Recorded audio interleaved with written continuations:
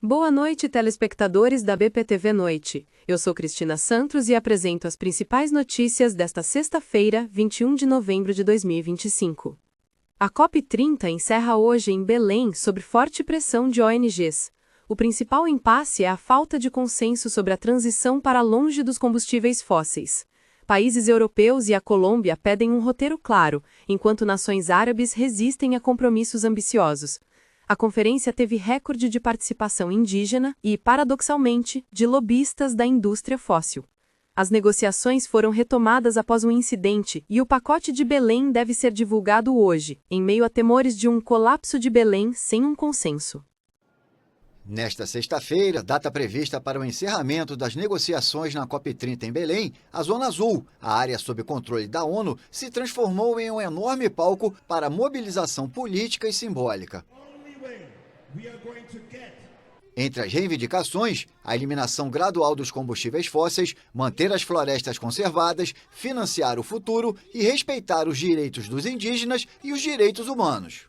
A gente precisa de um acordo que seja forte.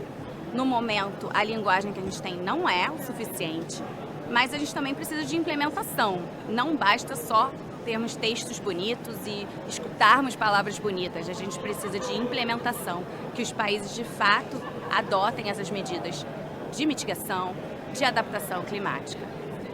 ONGs, coletivos ambientalistas e grupos da sociedade civil fizeram manifestações para pressionar os negociadores a garantir um acordo final mais ambicioso e alinhado com a ciência climática e a transição energética. O que a gente está demandando aqui hoje é que o texto não fale só em desenvolver um mecanismo, que ele fale, se comprometa em estabelecer um mecanismo para a transição justa. Os manifestantes também cobraram uma decisão que mantém o aumento da temperatura global em até 1,5 graus, para, segundo eles, garantir um futuro justo e habitável para as futuras gerações.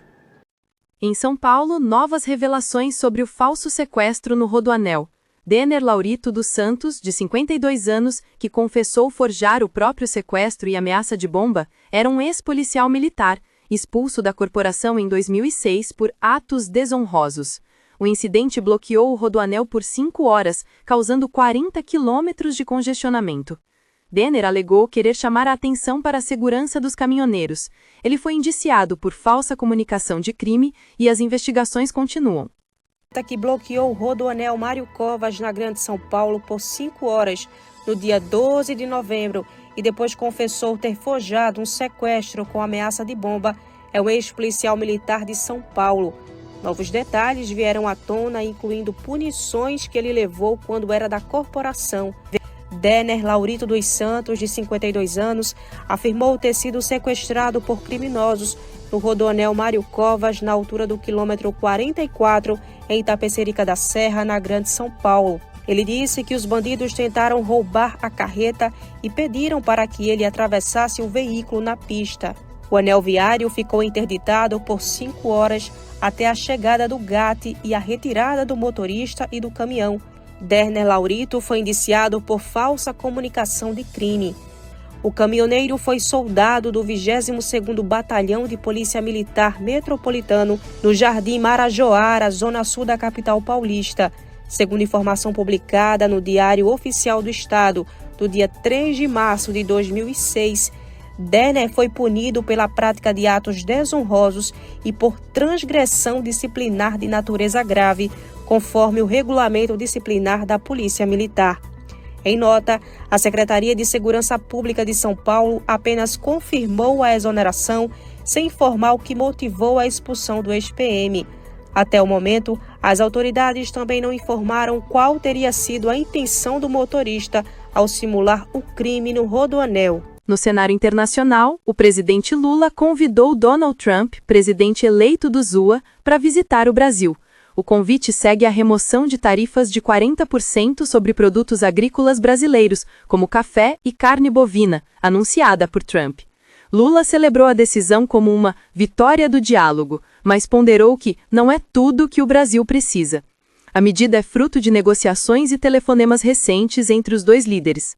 Da República, Luiz Inácio Lula da Silva publicou um vídeo nas redes sociais comentando o anúncio feito pelo governo do presidente dos Estados Unidos, Donald Trump, de retirar a sobretaxa de 40% de alguns produtos brasileiros. Lula aproveitou e fez um convite ao republicano. Trump anunciou nesta quinta-feira a retirada da tarifa de importação de 40% sobre determinados alimentos, como café, chá, frutas tropicais, sucos de frutas, cacau, especiarias, banana, laranja, tomate e carne bovina. Apesar do avanço, o tarifaço ainda afeta outros produtos, como os manufaturados. Em um post nas redes sociais, Lula disse que ficou feliz com a decisão. Estou aqui no Salão do Automóvel, em São Paulo, no Anhembi.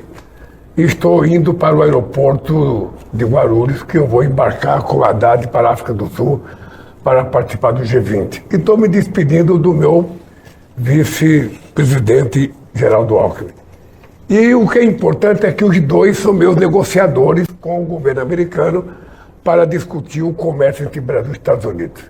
E eu acabo de receber uma notícia que me deixou feliz. Não é tudo que eu quero, não é tudo que o Brasil precisa, mas é uma coisa muito importante.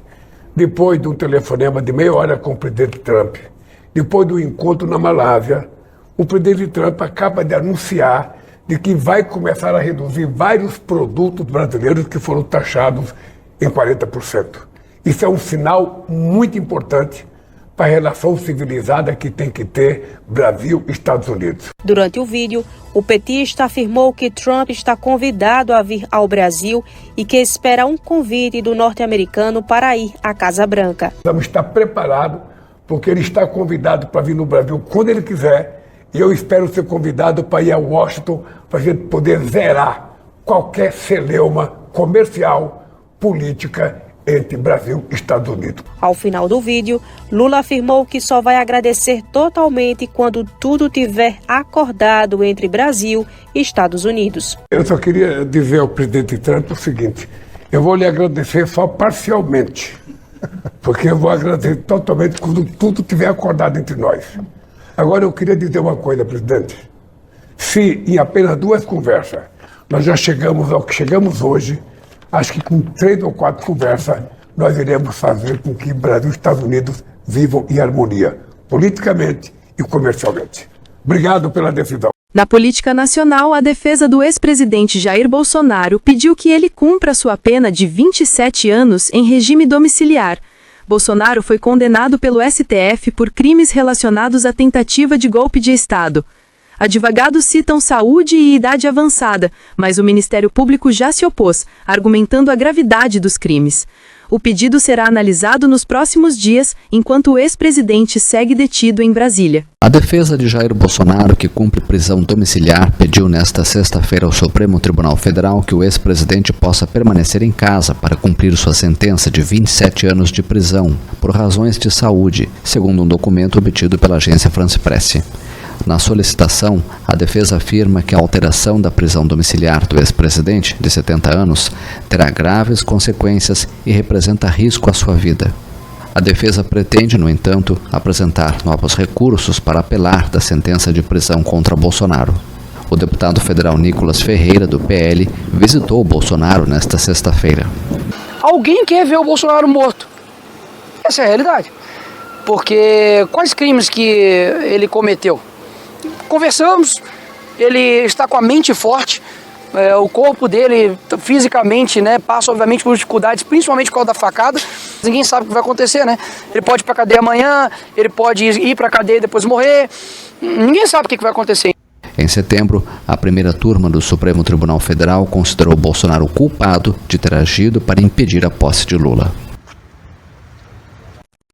Estas foram as principais notícias desta sexta-feira. A BPTV Noite continuará acompanhando os desdobramentos. Para mais informações, curta, inscreva-se e ative o sino. Eu sou Cristina Santos, obrigada pela companhia e até amanhã.